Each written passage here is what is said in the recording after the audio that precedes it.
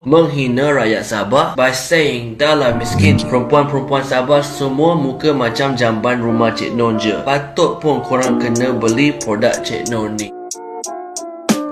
Yo, dari mulut longkang ke muka longkang, dari hati busuk ke celakang kang pantang, nampak sumandak Sabah yang cun.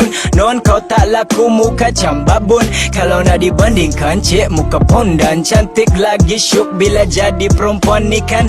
Muka lain corak sama gaya borak. Ya fuck you cik Non and fuck you fucking product. Si Ake Non dengarlah, cermin diri dulu baru kita nak hina. Yang kau tu gemuk dan muka pecah, badan berat bentuk macam gajah. Kita satu Malaysia, so girl don't trip. Kau ni macam hari-hari isap gam kan kick. Sumandak bangkit, jangan down dulu. Jangan dengar kata cik ni kan okay you. Sebenarnya mana lagi bahaya, muka macam jamban atau perangai macam jamban?